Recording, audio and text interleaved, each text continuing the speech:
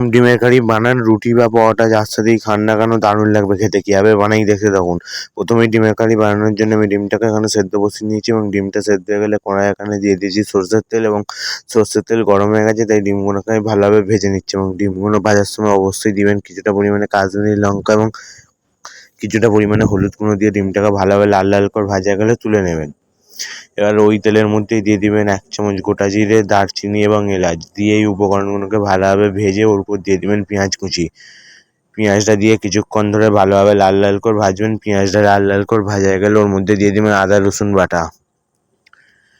আদা রসুনটা ভাজতে ভাজতে আদার কাঁচা গন্ধ চলে গেলে ওর মধ্যে দিয়ে দিন টমেটো কুচি এবং টমেটোটা দেওয়ার পর ওর মধ্যে দিয়ে দিবেন কিছুটা পরিমাণে লবণ, তাতে টমেটোটা ভালোভাবে গলে যাবে ভাজতে ভাজতে। তারপর দিয়ে দিবেন 1 চামচ হলুদ গুঁড়ো, 1 চামচ জিরে গুঁড়ো এবং 1 চামচ ধনে গুঁড়ো দিয়ে মশলাটাকে কিছুটা পরিমাণে জল দিয়ে ভালোভাবে কষান। জল দিয়ে কিছুক্ষণ কষানোর পর ওর মধ্যে দিয়ে দিন 2টো সেদ্ধ করে রাখা আলুকে ম্যাশ করে দিয়ে ভালোভাবে মশলার সাথে কষান। আলুটা মশলার সাথে ভালোভাবে কষানো হয়ে গেলে যতটা গ্রেভি বানাবেন ততটা পরিমাণে জল দিয়ে গ্রেভিটাকে ভালোভাবে ফুটান।